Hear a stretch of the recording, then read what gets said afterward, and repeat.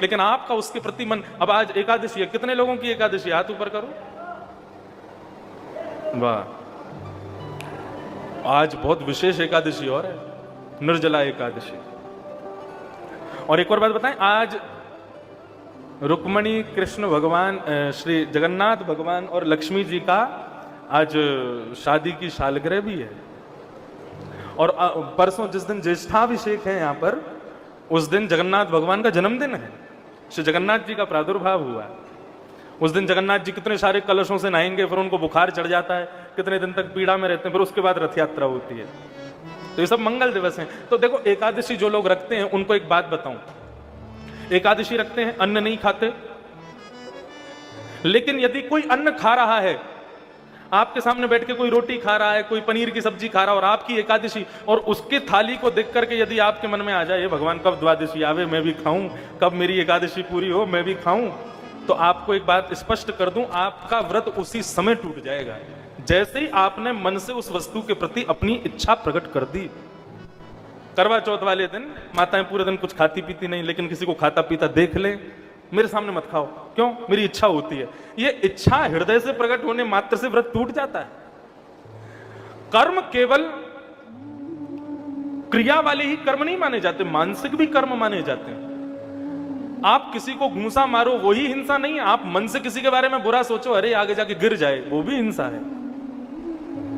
और हमारे आध्यात्म में तो क्रिया क्रियान्वित जो होती है उसको इतनी श्रेष्ठता नहीं देते, मन में जो चल रहा है उसको ज्यादा श्रेष्ठता देते हैं। आप बैठे कथा में हो और आपका मन चल रहा है कि आज थिएटर में सलमान खान की पिक्चर चली है, जल्दी से कथा पूरी होके रात का शो देखने के लिए जाऊंगा, तो आपको कथा में बैठने का कोई फल नहीं मिलेगा। क्यों? क्योंकि आप मन से तो यहां थे ही नहीं, मन से तो आप सलमान खान को खोज रहे हो, कहां उसकी पिक्चर लगी है। इसलिए बंधुओं, हमारे यहां क्रिया करने वाली जो है उसको इतना महत्व नहीं दिया जाता, हमारे यहां मानसिक क्रियाओं को ज्यादा महत्व दिया जाता है। और केवल गलत क्रियाओं में ऐसा नहीं, भक्ति में भी जो आप क्रिया को क्रियान्वित कर रहे हो उसको ठाकुर जी इतना ज्यादा स्वीकार नहीं करते। आप मन से जो प्रदान करते हो ठाकुर जी उसको जल्दी स्वीकार करते हैं।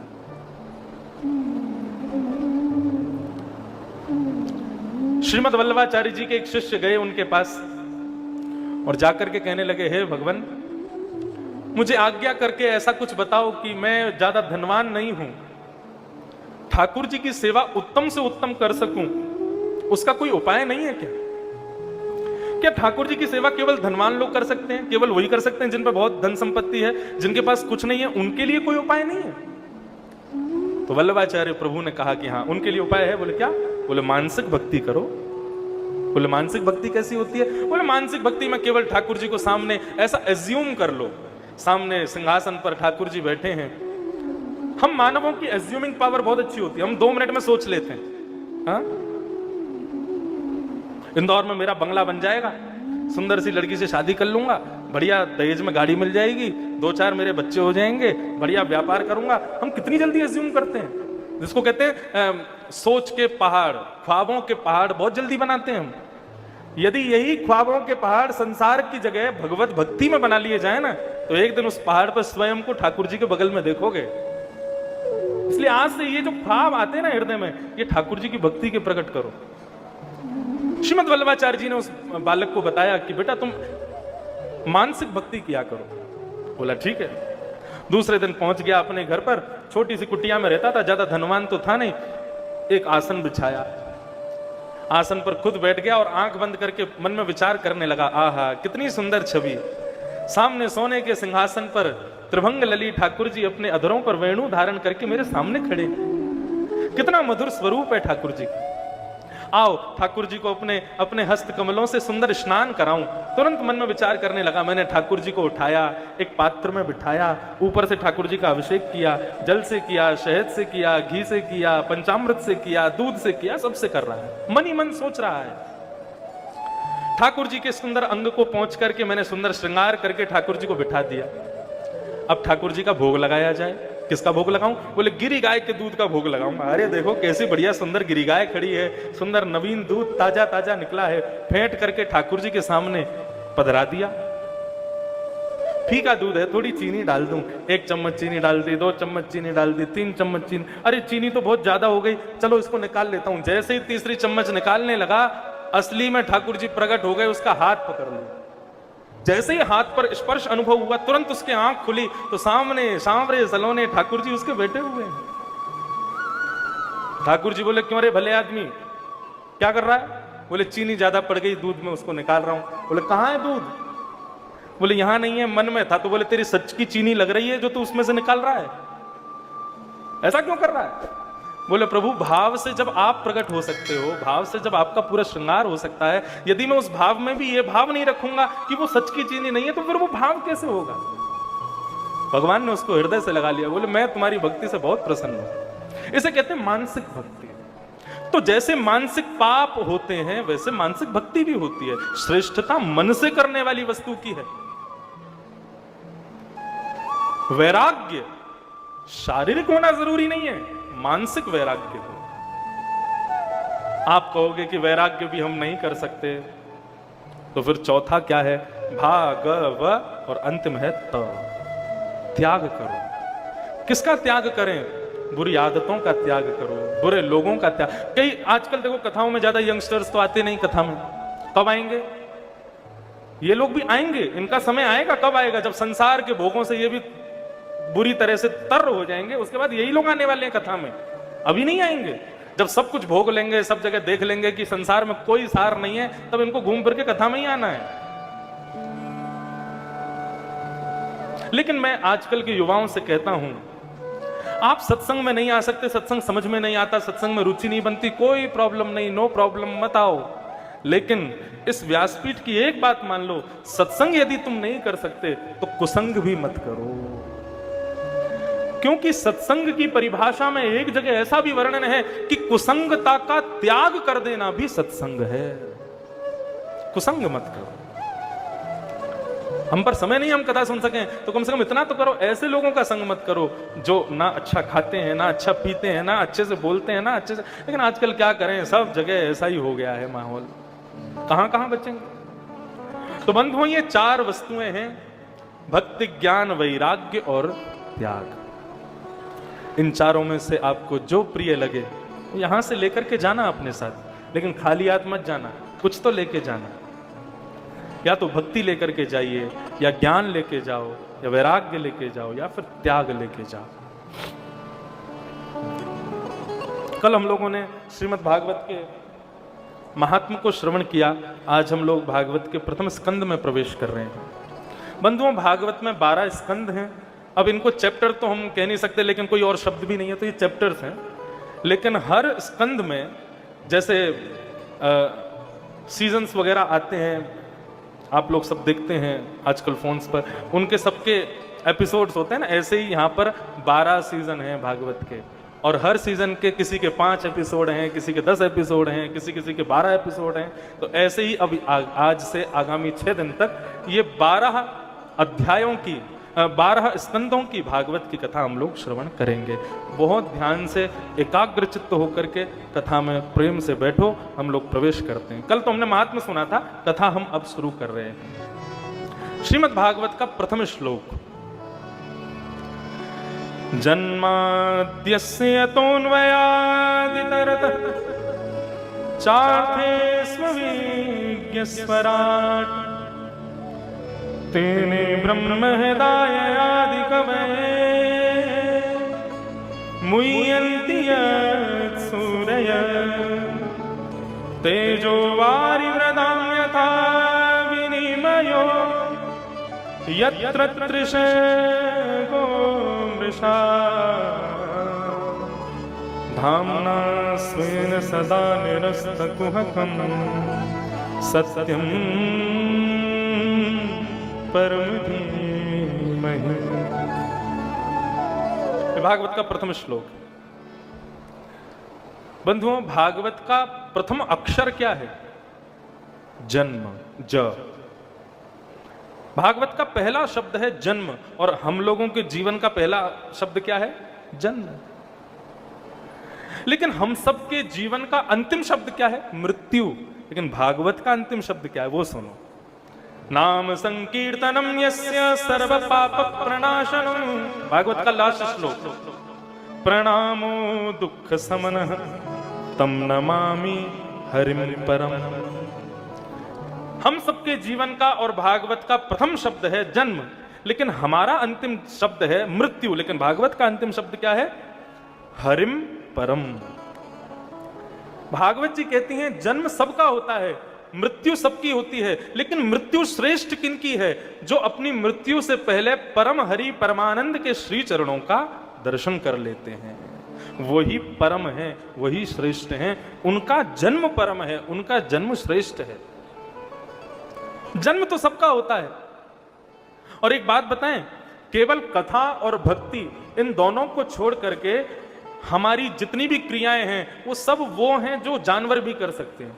हम भी खाते हैं, वो भी खाते हैं, हम भी सोते हैं, वो भी सोते हैं, हम भी रोते हैं, वो भी रोते हैं, हमारे भी बालक होते हैं, उनके भी बालक होते हैं। हम भी भोजन के लिए काम कर रहे हैं, वो भी भोजन के लिए पूरे दिन घूमते रहते हैं। हम में और उनमें अंतर क्या है? केवल इतना अंतर है कि हम भक्ति कर सकते हैं, हम भगवान का भजन कर सकते हैं, हम कथा सुन सकते हैं, वो नहीं कर सकते। यदि कोई भक्ति विहीन व्यक्ति है ना, तो माफ कीजिएगा छोटा शब्द है लेकिन मैं कहूं, उसको शास्त्र कहते हैं भक्ति विहीन व्यक्ति कैसा है? बोले पशु भी समान, पशु के समान है, क्योंकि उसमें कुछ विलक्षणता नहीं है, कुछ श्रेष्ठता नहीं है।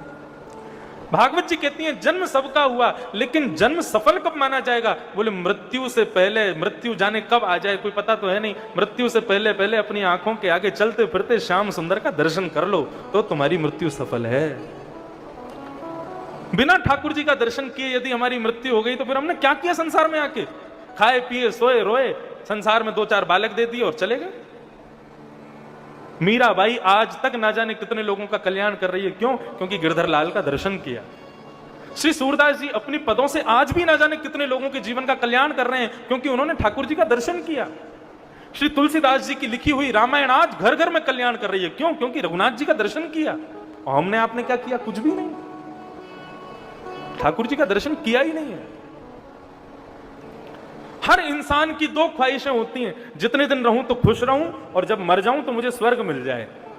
ये 2 ख्वाहिशें सबकी हैं, लेकिन कथा सुनने वालों की एक ही ख्वाहिश रहती है, क्या? इतना तो कहना स्वामी जब प्राण तन से निकले, गोविंद नाम लेकर जब प्राण तन से निकले। हे प्रभु केवल इतना कर दो, क्या? कि जब कभी भी मेरे जीवन से प्राण निकले ना, मेरे शरीर से प्राण निकले, उस समय ना तो मेरा बेटा मुझे दिखाई दे, ना मेरी बहू दिखे, ना मेरी बेटी दिखे, ना मेरा पति दिखे, ना मेरा परिवार दिखे, ना मेरी पत्नी दिखे, मुझे उस समय कोई ना दिखे। तो कौन दिखे? पीतांबरी कसी हो, मुखड़े पे एक हंसी हो, छवि मन में ये बसी हो, जब प्राण तन से निकले। केवल हे श्याम सुंदर आप मेरे सामने खड़े हो जाना, आपकी मधुर मुस्कनियां देखते देखते देखते अपने प्राणों का त्याग कर दूंगा और मुझे संसार से कुछ नहीं चाहिए। ये एक भक्त की आकांक्षा है। मुक्ति और भक्ति दोनों में अंतर कितना है? मुक्ति का मतलब जो मरने के बाद भगवान का दर्शन कराती है वो मुक्ति, और भक्ति का मतलब जो जीते जी ठाकुर जी को आपके सामने प्रकट कर दे वो भक्ति। हमारे वृंदावन में कहते हैं मुक्ति नौन सी खारी लागे। मुक्ति कैसी लगती है? बोले नमक जैसी लगती है, खारी खारी। हमें तो भक्ति प्रिय है। वाह। अष्टछाप के सखा गाते हैं, कहा करूं वैकुंठ ही जाए, कहा करूं वैकुंठ ही जाए, कहा करूं वैकुंठ ही जाए, कहा करूं वैकुंठ ही जाए, कहा करूं वैकुंठ ही जाए, कहा करूं वैकुंठ ही जाए। जहां नहीं नंद, जहां नहीं यशोदा, जहां नहीं नंद, जहां नहीं यशोदा,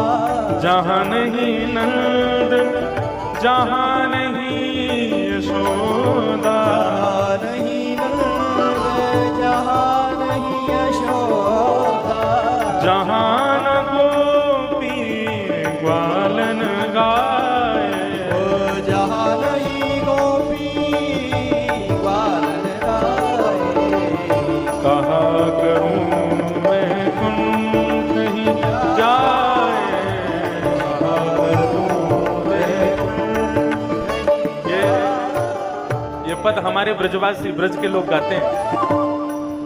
ब्रज के लोग कहते हैं कि क्या करेंगे हम वैकुंठ जाके, क्या करेंगे स्वर्ग जाके। एक वाक्य कहते हैं, ध्यान से सुनना। श्री राधा रानी के पग पग पे प्रयाग जहां। हम ब्रजवासी अपना परिचय कैसे देते हैं? श्री राधा रानी के पग पग पे प्रयाग जहां, केशव की केली कुंज कोटि कोटि काशी है। यमुना में जगन्नाथ, रेणुका में रामेश्वर, और तरु तरु पे पड़े रहते अयोध्या निवासी। गोपिन के द्वार द्वार हरिद्वार बसत जहां, बद्री केदारनाथ फिरत दास दासी है। स्वर्ग अपवर्ग लेकर करेंगे हम क्या, जान लो हमें हम वृंदावन वासी हैं।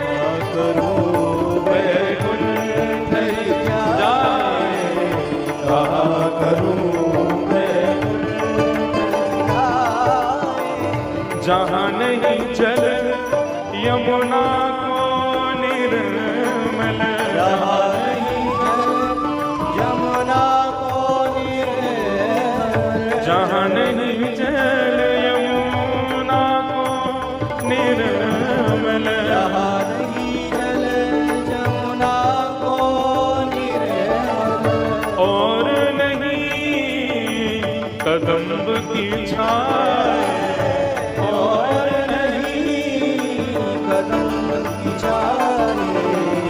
कहाँ करूँ मैं हम कहीं जाए, कहाँ करूँ मैं कहीं जाए, कहाँ करूँ मैं तुम कहीं जाए, कहाँ करूँ मैं कहीं जाए। कहाँ करूँ मैं, कहाँ करूँ मैं, कहाँ करूँ मैं तुम कहीं जाए।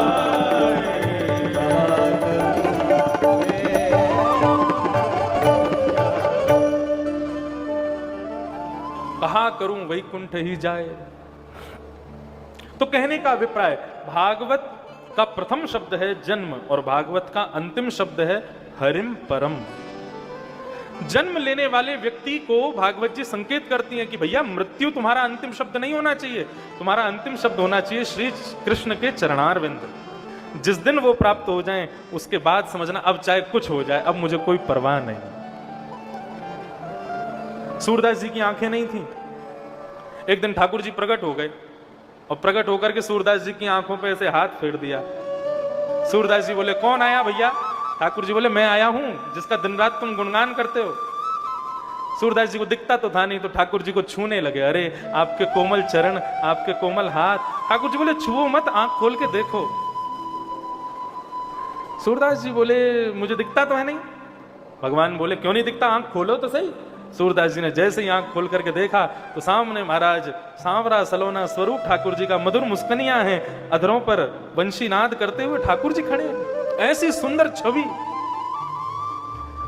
खूब देखा ठाकुर जी को, उनके मुखमंडल को देखा, उनके हाथों को देखा, उनकी वंशी को देखा, उनकी कमर को देखा, उनके पैरों की पाजेब को देखा, उनके पैरों के नखूनों को देख रहे हैं। एक एक रों का दर्शन किया, खूब निहार लिया। जब नैनों में ठाकुर जी भर गए, आंखों से आंसू निकलने लगे, तब नेत्र बंद करके ठाकुर जी के सामने बैठ गए और बोले प्रभु कुछ मांगना चाहता हूं।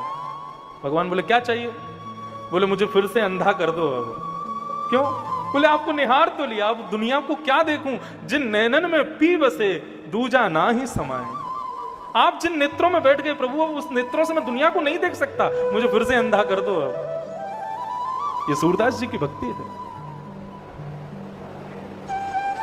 एक बार श्याम सुंदर का दर्शन हो जाए, एक बार उनका, अरे बंधुओं दर्शन बहुत दूर की बात, उनका अनुभव हो जाए कि हाँ वो मेरे पास हैं, बस उस अनुभव के बाद जीवन में फिर कुछ हो कोई परवाह नहीं, हमें कोई चिंता नहीं।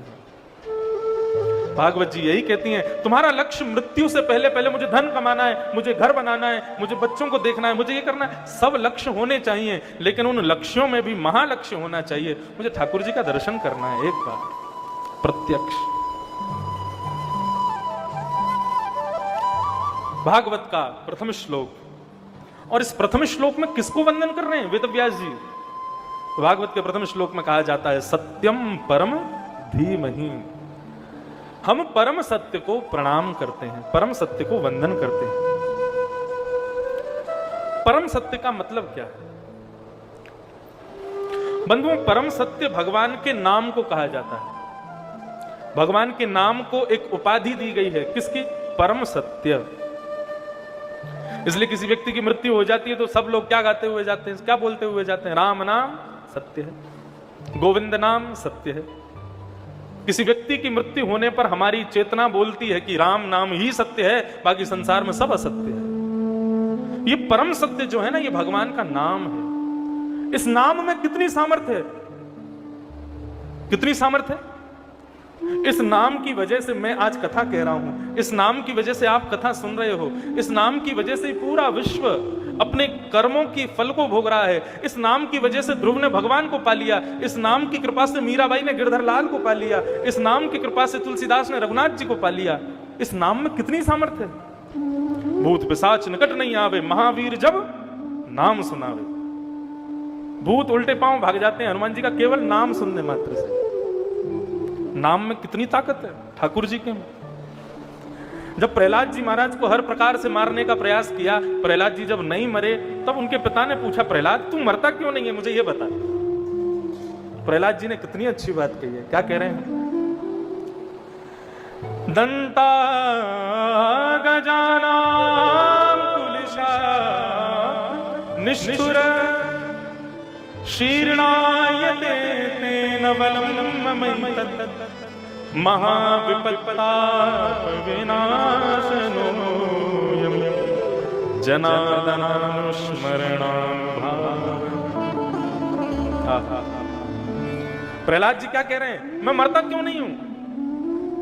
बोले बड़े बड़े हाथियों के नुकीले दांत मेरे को मार नहीं पाए, बड़े बड़े जहरीले सर्पों के डंसन से भी मेरी मृत्यु नहीं हुई, आप लोगों ने विष का प्याला पिला दिया तब भी मेरी मृत्यु नहीं हुई। इतना सब कुछ करने के बाद भी मैं जिंदा हूं, क्यों? बोले जनार्दनानुस्मरणानुभाव। मेरे जनार्दन भगवान, मेरे कृष्ण भगवान, मेरे नारायण भगवान, केवल उनके नाम का प्रभाव है कि मैं तुम्हारे सामने जीवित बैठा हूं। जिनका नाम मेरी इतनी रक्षा कर सकता है, विचार करो यदि मेरे ठाकुर जी किसी दिन प्रकट हो गए तो तुम्हारा क्या हाल करेंगे। हम सबकी रक्षा कौन कर रहा है? भगवान का नाम कर रहा है बस। इसलिए ठाकुर जी के इस परम सत्य नाम को हम बारंबार प्रणाम करते हैं। लोग कहते हैं भगवान को किसने पैदा किया, भगवान की मां कौन है? भगवान का नाम ही भगवान की मां है। उस नाम का ही गुणगान करते रहो, एक दिन उस नाम से ही ठाकुर जी प्रकट हो जाएंगे। वैसे भगवान की मां कौन है पता है? जिह्वा, हमारी जीव। जितनी बार हम कृष्ण बोलते हैं ना, यही जीव यशोदा हो जाती है। जितनी बार हम राम बोलते हैं तो यही जीव हमारी कौशल्या हो जाती है। हमारी जीव ही उनको जन्म देती। ऐसे परम सत्य को हम बारंबार प्रणाम करते हैं। दूसरे श्लोक में 4 बातें विशेष बताई गई: विषय, अधिकारी, संबंध और प्रयोजन। भागवत का विषय क्या है, भागवत का अधिकारी कौन है, भागवत का संबंध क्या है, भागवत का प्रयोजन क्या है, ये 4 चीजें यहां पर बताई जाती हैं दूसरे श्लोक में। तो सबसे पहला, भागवत का विषय क्या है? ध्यान से सुनिएगा। धर्म प्रोजित केतवोत्र परमो, यह भागवत का विषय है। मतलब कथा सुनने वालों के हृदय में परम धर्म का बीज बो देना, यह भागवत का विषय है। इसीलिए भागवत की कथा सुन रहे हो आप लोग, ताकि आपके हृदय में परम धर्म का बीज प्रकट हो जाए। धर्म और परम धर्म क्या है, दोनों में अंतर क्या है? देखो बंधुओं, धर्म किसे कहते हैं? अपने घर के लिए, अपने परिवार के लिए, अपने राष्ट्र के लिए, अपने लिए जो भी आप लगन लगा करके कर्म करते हो ना, उसको धर्म कहते हैं।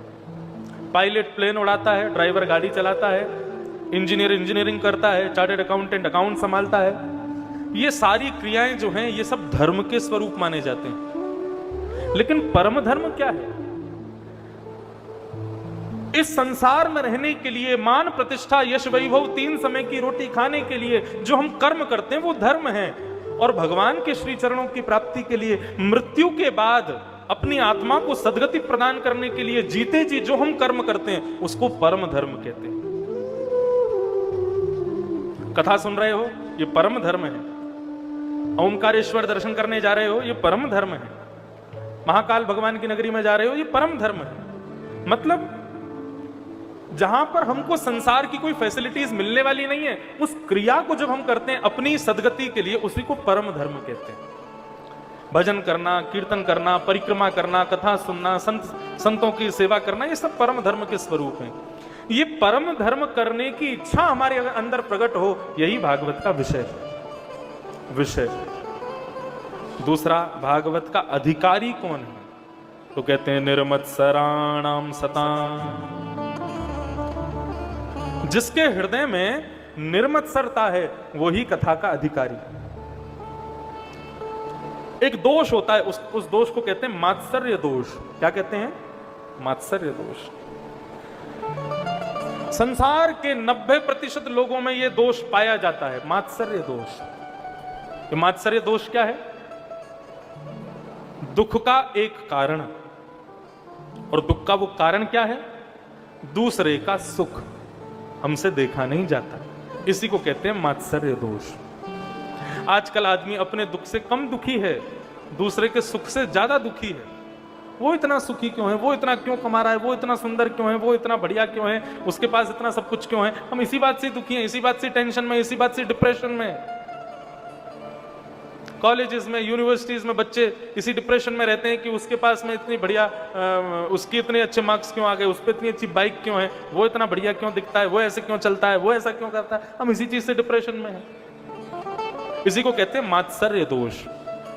दूसरे के सुख से जब हम दुखी होते हैं, और मात्सर्य दोष से जो ग्रसित है उसको कथा सुनने का अधिकार नहीं है।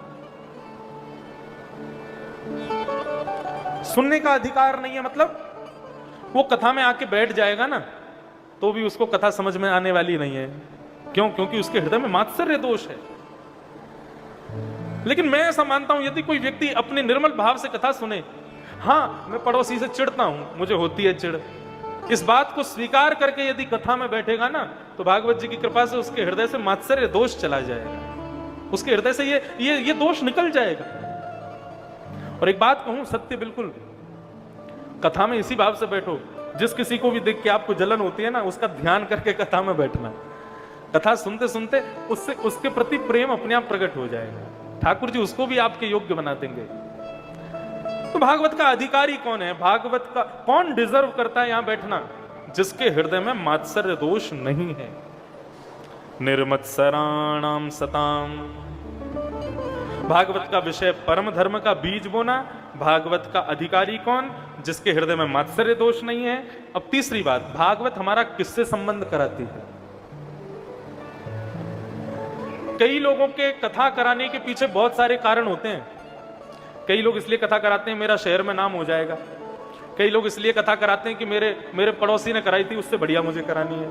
कई लोग इसलिए कथा कराते हैं मेरे जीवन में बहुत कष्ट चल रहा है, कथा कराने से सारे कष्ट दूर हो जाएंगे। कई लोग इसलिए कथा कराते हैं कि कथा कराने के फल में आदि आदि सबके कोई ना कोई भाव रहते हैं। लेकिन आपको मैं स्पष्ट बता दूं, दूसरा दिन है कथा का, कथा कराने से क्या प्राप्त होता है?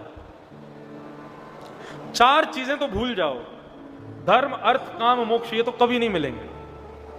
श्रीमद् भागवत चतुर्विध पुरुषार्थ प्राप्त नहीं कराती है। आपको धर्म सीखना है तो गुरुजनों के पास जाओ, वेदों के पास जाओ, आदि आदि ग्रंथों के पास जाओ। अर्थ कैसे कमाना है ये यदि सीखना है तो इसके लिए भी कहीं और जाओ। कामनाओं की पूर्ति कैसे होगी उसके लिए दर दर भटकते रहो। मोक्ष कैसे मिलेगा उसके लिए भी बहुत सारे उपाय हैं। कथा कराने से तो केवल एक वस्तु मिलेगी, क्या? श्री कृष्ण के चरणार विंद, बस, इसके अलावा और कुछ नहीं मिलेगा। यदि कोई ये सोच रहे हैं अमिंद्रेश जी कथा करा लें, हमारा नगर में नाम हो जाए, हमारे घर में थोड़ी हमारी वैल्यू हो जाए, हमारे पड़ोसी अड़ोसी थोड़ा देखें दिखावा के लिए, या हम पर बहुत सारा धन आ जाए, हमारे कष्ट दूर हो जाए, तो आपको ये सब कुछ भी मिलने वाला नहीं है भागवत से। भागवत केवल यहां स्पष्ट लिखा है, वैद्यम वास्तव मत्र वस्तु शिवदम। केवल और केवल भगवान से आपका कोई संबंध करा सकती है भागवत, इसके अलावा और कोई प्रयोजन नहीं है कथा का।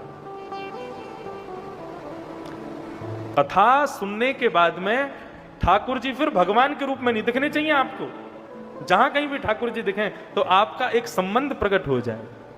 जैसे अपने मित्र का कहीं चित्र देखते हो, अपने पुत्र का कहीं चित्र देखते हो, चित्र देख करके भी इच्छा, एक वत्सलता, एक प्रेम प्रकट हो जाता है देख करके। ऐसी कथा सुनने के बाद श्रोताओं के हृदय में भी ठाकुर जी के प्रति एक संबंध प्रकट हो। वो जहां कहीं भी ठाकुर जी को देखें तो ठाकुर जी को देख के यही भाव रखें, ये मेरे मित्र हैं, ये मेरे भाई हैं, मेरे पुत्र हैं, मेरे बंधु हैं। मीराबाई की तरह, मेरे तो गिरधर गोपाल दूसरो न कोई, जाके सिर मोर मुकुट मेरो पति सोई। ठाकुर जी से हमारा कोई संबंध हो जाए, केवल भागवत का यही प्रयोजन है, इसके अलावा और कोई भागवत का प्रयोजन नहीं है। भगवान से हमारा संबंध कराती है भागवत। बंधुओं, ठाकुर जी से कोई ना कोई संबंध जरूर बनाओ। संबंध कैसा हो? आज सुबह एक कार्यक्रम में गया था मैं, वहां एक छोटे छोटे बालकों का प्रश्नोत्तर था।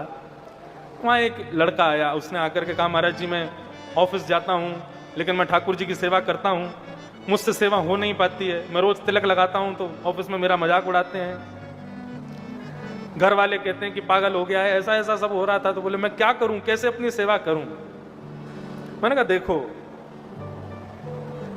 ठाकुर जी की सेवा में, ठाकुर जी की भक्ति में जब तक तुमने सुनी नहीं, किसी से अपनी निंदा सुनी नहीं, अपने बारे में गलत सुना नहीं, तो फिर तुमने भक्ति क्या की? जब दो लोग आपस में प्रेम करते हैं तो चार जगह उनकी निंदा होती है, चार जगह उनकी चर्चाएं होती हैं। अरे देखा, इसका चक्कर चल रहा है, इसका ऐसा चल रहा है, वैसा। अरे प्रेम किया है तो सुनना तो पड़ेगा। ऐसी ठाकुर जी की शरण में आओगे तो सुनना तो पड़ेगा। और एक बात कहूं, जब तक आपको ठाकुर जी का किसी ने पागल नहीं बोला तो अभी समझो आप भक्त बने ही नहीं हो। जैसे मुझको एयरपोर्ट पर लोग ऐसे देखते हैं कोई एलियन घूम रहा है, ऐसे ही जब आपके माथे पर तिलक देख करके, आपके गले में कंठी माला देख करके, आपके हाथों में गीता आदि ऐसे ग्रंथों को देख करके एयरपोर्ट पर, मॉल्स में या कहीं पर लोग एक बार कहने, अरे देखो कोई पागल घूम रहा है, हंसी मजाक उड़ावे, तभी समझना कि आप भक्त बने हो। मीराबाई क्या कहती हैं?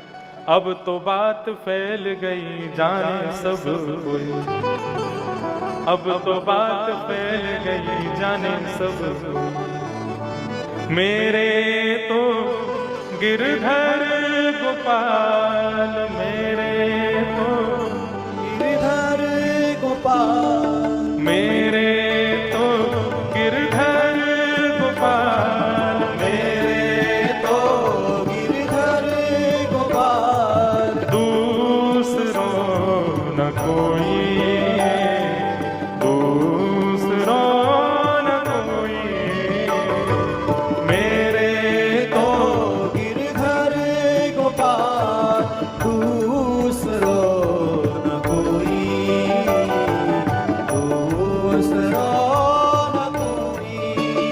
ओ मेरे तो गिरधर गोपाल, मेरे तो गिरधर गोपाल, दूसरो न कोई, दूसरो न कोई, मेरे तो गिरधर गोपाल, दूसरो न कोई, दूसरो न कोई। ये मीराबाई को जाके कहते हैं, अरे तेरी पता है जगह जगह निंदा हो रही है, तेरे लोग मजाक उड़ाते हैं, तेरे बारे में गलत गलत बोलते हैं। मीराबाई बोलती हैं, अब तो बात फैल गई जाने सब कोई, अब मैं क्या करूं? सारे नगर में फैल गई है, पूरे देश दुनिया में फैल गई, अब तो कुछ हो ही नहीं सकता ना। तो एक काम करो, लोग पागल कहते हैं ना, लोग बैरागन कहते हैं, लोग उल्टा सीधा कुछ भी कहते हैं, तो फिर एक काम करो, मेरा नाम मीरा से हटा के पागल ही रख दो, मेरा नाम बैरागन ही रख दो, मेरा नाम कुछ और ही रख दो। क्यों? क्योंकि अब गिरधर लाल को तो छोड़ नहीं सकते, वो मेरे हैं, मैं उनके हूं। तो श्रीमद् भागवत ऐसी स्थिति में पहुंचा देगी तो पहले ही सावधान रहना। या तो आपका कथा में मन लगेगा नहीं, और यदि मन लग गया तो फिर ये स्थिति के लिए तैयार रहना, आप ऐसे ही हो जाओगे।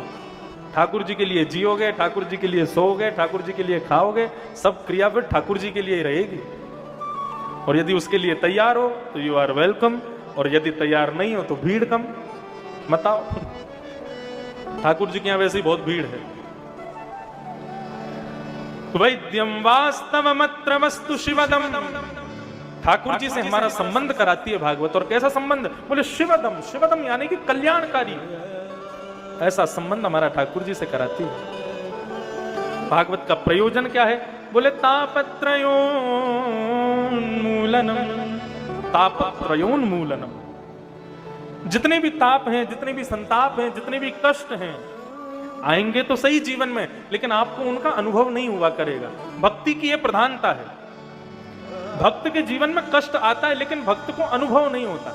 जैसे साधारण व्यक्ति थोड़ा सा कष्ट आने पर विचलित हो जाता है, चिंता में आ जाता है, डिप्रेशन में चला जाता है, भक्त के साथ ऐसा नहीं होता। कष्ट आने के बाद भी, चिंता आने के बाद भी, डिप्रेशन होने के बाद भी भक्त प्रसन्न रहता है। यही उसकी भक्ति की पहचान है। इस प्रकार से ये चार बातें बताई गई: विषय, अधिकारी, संबंध और प्रयोजन। निगम कल्पितरोर्गलितम फलम सुख मुखादमितद्रवसंयुतम पिबत भागवतम रसमालयम मुहुर्हो रसिका भुवि भावुका। दूसरे श्लोकों में श्रोताओं को बताया गया कि कैसा होना चाहिए, लेकिन इस श्लोक में वक्ताओं को बताया जा रहा है कि वक्ता कैसे होने चाहिए। तो कह रहे हैं निगम कल्प तरोर गलितम फलम। निगम कहते हैं वेद को। कहीं भी शब्द सुनाई दे निगम, तो यानी समझो वेद। वेद रूपी कल्प वृक्ष का पका हुआ फल है श्रीमद् भागवत, मतलब वेदों का सार है। अब जब फल कह दिया भागवत को, तो देखो एक बात यहां पर स्पष्ट होती है, भागवत से कभी कोई फल मांगना मत, क्योंकि भागवत स्वयं एक फल है। आज मुदगल परिवार कथा करा रहा है, तो ये ठाकुर जी की कृपा का फल ही मिला है उनको कि वो कथा करा रहे हैं। इसके बदले उनको कोई फल नहीं मिलेगा, ये ठाकुर जी की प्रसन्नता का ही फल मिला है उनको कि उनके यहां कथा हो रही है। जिस किसी को ठाकुर जी कथा कराने की सामर्थ्य देते हैं, कथा सुनने की सामर्थ्य देते हैं, उसको यही सोचना चाहिए ठाकुर जी मुझसे प्रसन्न हैं, उसी का फल मुझे दे रहे हैं, उसी का फल है। तो वेद रूपी कल्प वृक्ष का पका हुआ फल है श्रीमद् भागवत। और वक्ता को कैसा होना चाहिए? सुख तोते के जैसा। ये बैठे विराज रहे हैं सुखदेव जी। ये लोग पूछते हैं ना महाराज जी कथा में व्यासपीठ पे सुखदेव जी, ये तोता क्यों बैठता है? ये इसलिए बैठते हैं ताकि वक्ता इनको देखता रहे और सोचता रहे मुझे ऐसा बनना है। ऐसा बनना है मतलब तोता साधारण नहीं होता, तोते की एक बहुत बड़ी कला होती है। कैसी कला? आम के पेड़ पर कबूतर बैठेगा लेकिन आम नहीं खाएगा। आम के पेड़ पर चील भी बैठेगी, वहां बैठ करके अपना भोजन खोजेगी, लेकिन वह भी आम नहीं खाती है। लेकिन उसी आम के पेड़ पर यदि तोता जाकर के बैठ जाए, तो तोता तुरंत उस आम के वृक्ष की गहराइयों में जाएगा और अपनी वनस्पतियों की विद्या से सबसे बढ़िया मीठे वाले फल को खोजेगा, और मीठे वाले फल को खोज के चोंच उसमें मारेगा। चोंच मार करके स्वयं भी रस लेगा, और जैसे ही चोंच बाहर निकालेगा तो उसमें से जो 2-4 बूंद टपक करके नीचे जमीन पर गिरेंगी, छोटे मोटे कीड़े मकोड़ों को भी वो रस प्रदान कर देता है। बूढ़े बुजुर्ग जाते हैं ना जब ढकेलों पर फल लेने, तो उसको घुमा के देखते हैं, तोते की चोंच लगी होगी तो बढ़िया मीठा होगा। तोते की चोंच लगने से मीठा होता है, ऐसा भी कह सकते हो। और या फिर ऐसा हो सकता है कि तोता चोंच ही वही मारता है जो मीठा हो, उसको पता है कि मीठा कौन सा है। मतलब वक्ता को तोते के जैसा होना चाहिए। सामने फल रखा है, इस फल में स्वयं की चोंच मार के पहले स्वयं रस लेवे, और उस रस को लेने के बाद में जितने भी श्रोता सामने बैठे हैं वही रस उनको भी पिला दे। इसलिए सुखदेव जी मंच पर बैठे होते हैं, इसलिए ये सुख पक्षी बैठा होता है, ताकि व्यास जी को ये पता लगता रहे कि हमको ऐसा बनना है, हमको सुखदेव जी जैसा बनना है, रस लेना है और रस देना है। आप विश्वास माने, मैं आप लोगों की प्रसन्नता के लिए कथा नहीं कहता, अपनी प्रसन्नता के लिए कहता हूं। मैं खुश हो गया तो आप अपने आप ही खुश हो जाओगे। और यदि मैं ही दुखी होकर के बैठ जाऊं कथा में, आपको क्या सुख मिलेगा? स्वांत सुखाए तुलसी रघुनाथ गाथा। अपनी प्रसन्नता के लिए वक्ता को पहले स्वयं रस लेना चाहिए, तभी वो सब में परोस पाएगा। उसने खुद ही रस नहीं लिया तो सबको क्या देगा? इसलिए पहले स्वयं रस लेवे। पिबत भागवतम रसमालयम मुहुर्हो रसिका भुवि भावुका। पिबत भागवतम रसमालयम, इस भागवत की रसमाला को पियो। यहां पर ये नहीं कह रहे हैं कि कथा सुनो, ऐसा कह रहे हैं कथा को पियो। ग्रामेटिकल मिस्टेक है, कथा पी नहीं जा सकती, कथा तो सुनी जा सकती है। तो फिर यहां पिबत भागवतम रसमालयम ऐसा क्यों कह रहे हैं? पीने के लिए आज्ञा क्यों कर रहे हैं? देखो, जब कोई रोग होता है ना, तो दवाई सुनने से रोग दूर नहीं होगा, दवाई पीनी पड़ेगी तभी रोग दूर होगा। मदिरा का नाम सुनने से नशा नहीं होगा, मदिरा पियोगे तो नशा होगा। ठीक वैसे ही इस भागवत की कथा को आप सामने सोफे पर बैठ के देखते रहोगे और कानों से सुनोगे तो इसका कोई असर नहीं होगा। अपने कानों को जिह्वा की तरह पीने जैसा बना लो। जीभ कैसी है, एक बार कोई वस्तु जाती है उसको तुरंत भीतर ग्रहण कर लेती है, लेकिन कान कई बार कैसे होते हैं, सामने वाला व्यक्ति बोल रहा है लेकिन आपका कंसंट्रेशन नहीं होता है, तो सामने वाले व्यक्ति ने क्या कहा आपको पता नहीं होता। इसलिए यहां पर पीने के लिए कहा, इसका मतलब यह है कि अपने कानों के द्वारों को खोलो, कंसंट्रेशन बनाओ, एकाग्र चित्त की तरह इन कान रूपी दोनों में, कान रूपी कटोरियों में ये सुंदर भागवत की रस कथा है, इसको भर भर के भीतर डालो, उड़ेलो, पियो, अंदर ले जाओ। अंदर ले जाने का मतलब अपने जीवन में उतारना शुरू कर दो। आप जो कुछ भी यहां सुनते हो केवल सुनने मात्र तक उसको सीमित मत रखो, उसको जीवन में लाना शुरू करो।